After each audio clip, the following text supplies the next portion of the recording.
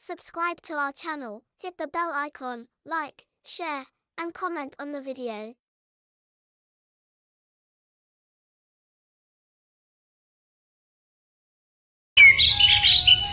प्राची के माता पिता गरीब मजदूर थे। वो दोनों ईंटें ढोने का काम करते थे, इसलिए घर में पैसों की बहुत दिक्कत थी। कभी दाल सब्जी हुई तो बना ली, नहीं तो नमक से रोटी खाकर ही पेट भर लेते थे। एक दिन प्राची अपनी सहेलियों के साथ खेल रही थी। उसकी सहेली कोमल उससे बोली, प्राची, कल हम सब सहेलियां गांव के बाहर लगा मेला देखने जा रही हैं। तू भी हमारे साथ चल मेला देखने, पर मुझे पहले माँ बापू से पूछना पड़ेगा। ठीक है, शाम तक पूछकर बता देना, वरना हम सब चले जाएंगे। प्राची घर जाती है और मेले में जाने की बात करती है। माँ, कल कोमल और मेरी बाकी सहेलियां गांव के बाहर मेला देखने जा रही हैं, मुझे भी उनके साथ जाना है। प्राची, तुझे तो पता है आजकल तेरे बापू और मुझे मजदूरी का काम नहीं मिल पा रहा है, और जो थोड़ा बहुत काम मिलता है उसमें बहुत कम पैसे मिल पाते हैं। मेले में जाने के लिए तुझे कम से कम 50 रुपए की तो जरूरत पड़ेगी ना। माँ, मैं वहाँ से कुछ भी नहीं खरीदूंगी, बस ऐसे ही घूमकर लौट आऊंगी। मालती, अगर प्राची जाना चाहती है तो उसे जाने दे। हमारी बच्ची वैसे भी हमारे साथ कहीं घूमने नहीं जाती है। प्राची, तू कल मेले में घूम आना। सच बापू? आप बहुत अच्छे हो। ये ले, तू ये 20 रुपए रख ले और अपने लिए वहाँ से कुछ खरीद लेना। प्राची को 20 रुपए देते हुए उसके पिता और माँ की आंखों में आंसू आ जाते हैं। आज वो पैसे को मोहताज थे, पर फिर भी अपनी बेटी के चेहरे पर आई मुस्कान देखकर उनकी आंखें भर आती हैं। अगले दिन प्राची कोमल और अपनी बाकी सहेलियों के साथ मेला घूमने जाती है। माला, पूजा, प्राची, ये देखो, मेला घूमने के लिए माँ ने मुझे 200 रुपए दिए। मेरी माँ ने भी मुझे 200 ही दिए। और तुम्हें पूजा, प्राची? 150 रुपए लाई हूँ। वो मैं 20 रुपए? बस इतने में तो एक छोटी सी गुड़िया भी नहीं आ पाएगी। पूजा, माला, चलो सामने कठपुतली का खेल देखते हैं, 20 रुपए की टिकट है, तुम तीनों देख लो, तब तक मैं पानी पीकर आती हूँ। प्राची जानती थी उसके पास कम रुपए हैं, इसलिए वो ऐसे ही मेले में घूमती रही। बापू ने बड़ी मुश्किल से ये रुपए मुझे दिए थे, मैं इन रुपयों से घर के लिए कुछ खरीद लेती हूँ। पर यहाँ तो कुछ भी नहीं दिख रहा ऐसा। क्या हुआ प्राची? तूने तो ना ही कुछ खाया और ना ही कुछ खरीदा। हम देख कितना कुछ खरीद लाए, इतनी सारी खिलौने, चूड़ियाँ, पर तेरे पास तो पैसे ही नहीं थे। अब चल, बहुत देर हो रही है, हम सब घर वापस चलते हैं। प्राची सब सहेलियों के साथ घर वापस आने लगती है। तभी उसकी नजर एक बूढ़ी औरत पर पड़ती है। फूल गोभी ले लो बेटी, आज सुबह से एक भी फूल गोभी नहीं बिकी, तुम्हारी बड़ी मेहरबानी होगी। अगर मैं फूल गोभी खरीद कर ले जाती हूँ तो माँ बहुत खुश होंगी। रात को हम इसकी सब्जी बनाकर रोटी के साथ खा सकेंगे। वैसे भी बापू के पास इतने पैसे नहीं होते कि हम रोजाना ताजी सब्जी बनाकर खा सके। क्या सोच रही है प्राची? जल्दी चल, घर जाने में देर हो गई तो माँ डांट लगाएंगी। अम्मा, मेरे पास ये 20 रुपए हैं, आप इनका मुझे गोभी का फूल दे सकते हो? हाँ बेटा, लो, ये गोभी का फूल 20 रुपए का है। मुझे तेरे ऊपर तो हंसी आती है प्राची। तू मेला घूमने आई है और क्या खरीद कर ले जा रही है? गोभी का फूल। सब सहेलियां जोर जोर से हंसने लगती हैं। प्राची गोभी का फूल खरीद कर घर आ जाती है। प्राची बेटा, वो रुपए तो तेरे बाबूजी ने तुझे मेला घूमने के लिए दिए थे, और तूने उन रुपयों से कुछ भी नहीं खाया, ना ही अपने लिए कुछ खरीदा। मेरी बच्ची, वहाँ भी तुझे घर का ही ख्याल आया। मालती, हमारी प्राची सचमुच बहुत समझदार हो गई है। चल, अब तो बैठ, मैं गरम गरम इस फूल गोभी की सब्जी बनाती हूँ, फिर हम तीनों मिलकर खाना खाएंगे। मालती सब्जी बनाने के लिए गोभी काटने बैठती है। गोभी देखने में बहुत बढ़िया और ताजी है। काश एक गोभी का फूल और होता तो ज्यादा सब्जी बन जाती। मालती देखती है वहाँ एक गोभी के फूल की जगह 2 गोभी के फूल हो जाते हैं। ये क्या जादू है? ये कैसे हो सकता है? यहाँ पर तो एक ही गोभी थी, पर अब 2 फूल कैसे हो गए? एक बार 4 फूल बोलकर देखूं। गोभी के 4 फूल मेरे सामने आ जाए। मालती के सामने गोभी के 4 फूल आ जाते हैं। वो हैरान हो जाती है और वो प्राची और उसके बापू को आवाज लगाती है। माँ, ये तो सचमुच जादुई फूल गोभी है। हम जितने भी गोभी के फूल बोएंगे, हमारे सामने उतने ही गोभी के फूल आ जाएंगे। अभी गोभी के फूल में से एक अप्सरा उत्पन्न होती है। घबराओ नहीं, मैं एक अप्सरा हूँ। मैं धरती लोक से गुजर रही थी। मैंने इस प्यारी सी बच्ची को देखा कि किस तरह से ये किसी गरीब की मदद कर रही थी। मेरे से रहा नहीं गया और मैं इस फूल गोभी में वास कर गई और प्राची के साथ यहाँ तक आ गई। मैंने तुम सबकी बातें सुनी और मेरा मन दुख से भर गया।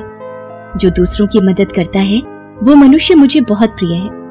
अब तुम सबको बिल्कुल भी चिंता करने की जरूरत नहीं है। मैं तुम्हें ये जादुई फूल गोभी देकर जा रही हूँ। अब इसकी सहायता से तुम जितनी चाहो उतनी गोभी बाजार में बेच सकते हो। अब तुम्हारे दुख के दिन दूर हो जाएंगे। लेकिन मेरी बात को हमेशा याद रखना, कभी भी अपने मन में लालच मत पनपने देना। इतना कहकर वो अप्सरा वहाँ से गायब हो जाती है। प्राची के माता पिता प्राची को गले लगा लेते हैं। आज उसी की वजह से उनके गरीबी के दिन दूर हो गए थे।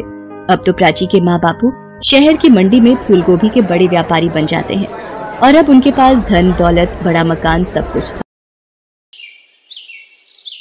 सरिता के जेठ जेठानी स्वभाव के बहुत खड़ूस थे। सरिता का पति बीमार रहता था, इसलिए वो खेतीबाड़ी का काम नहीं कर पाता था। इसी बात का फायदा उठाकर सरिता के जेठ राजेश्वर ने सारी जमीनें अपने नाम कर ली और छोटे भाई रामेश्वर को एक बंजर जमीन का टुकड़ा दे दिया। रामेश्वर उस बंजर जमीन के टुकड़े पर कोई फसल नहीं उगा पाता था, इस कारण वो बहुत गरीब हो गए।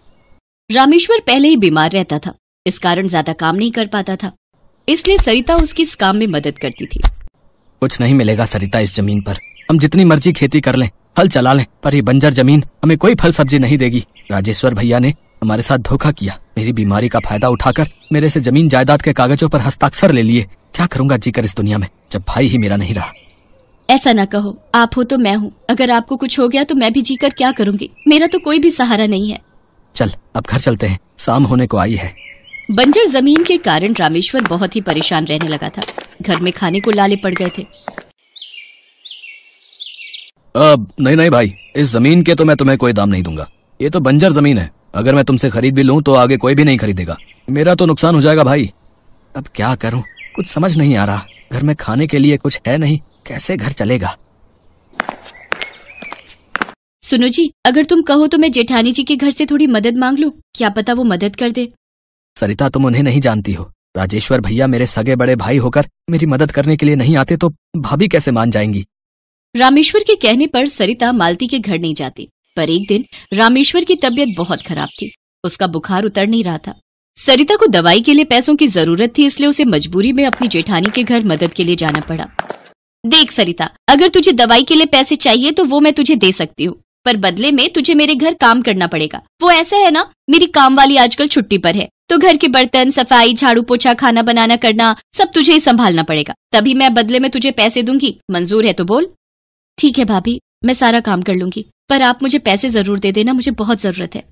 उस दिन से सरिता अपनी जेठानी मालती के घर नौकरानी का काम करने लगी। मालती सरिता पर बहुत अत्याचार करती थी। सारा दिन काम करवाकर शाम में उसको 20 रुपए पकड़ाती थी। सरिता मजबूर थी, इसलिए वो काम करती रही। एक दिन सरिता अपनी जेठानी के घर काम कर रही थी, तभी एक बूढ़ी औरत वहां आई और कुछ मांगने लगी। बेटी, बहुत भूख लगी है, कुछ खाने को दे दो। ओ अम्मा, आगे जाओ, ये कोई दान धर्मशाला नहीं है जो यहाँ से कुछ खाने को मिलेगा। पता है अनाज कितना महंगा है। तुम भिखारी और गरीब लोगों को अगर ऐसे ही मैं रोटी सब्जी बांटती रही तो मेरा घर तो जल्दी खाली हो जाएगा। जाओ जाओ, माफ करो। जेठानी जी, लगता है बेचारी बहुत भूखी है। रोटी के डिब्बे में रात की 2 रोटियां रखी हैं, वो कोई भी नहीं खाएगा। अगर कहो तो वो मैं इन बूढ़ी अम्मा को दे दूं। पता भी है 2 रोटियां कितनी महंगी हैं। एक शर्त पर देने दूंगी, अगर तू वो 2 रोटियां देना चाहती है तो आज के 20 रुपए तुझे नहीं मिलेंगे, वो तुझे कटवाने पड़ेंगे। कोई बात नहीं जेठानी जी, आप आज मुझे पैसे मत देना, पर इन बूढ़ी अम्मा को कुछ खाने के लिए दे दो। सरिता की जेठानी मालती उस बूढ़ी औरत को रोटी दे देती है और बदले में उस दिन सरिता के पैसे काट लेती है। सरिता शाम को काम खत्म करके जब घर जा रही थी तब वो बूढ़ी औरत उसे दोबारा मिली। बेटी, तुमने मुझ बूढ़ी का पेट भरने के लिए अपनी जेठानी से अपने पैसे नहीं लिए। तुम सचमुच बहुत दयालु हो। जो दूसरों की मदद करते हैं, ईश्वर भी सदैव उनकी मदद करते हैं। पर अम्मा, अब तो मैं बहुत हिम्मत हार चुकी हूँ। कब तक मैं जेठानी जी के ताने सुनूंगी। काश हमारी बंजर जमीन पर खेती हो जाती तो आज हम भी खुशी खुशी जीवन बिता रहे होते। सरिता उस बूढ़ी औरत को अपनी सारी दुख भरी कहानी बताती है।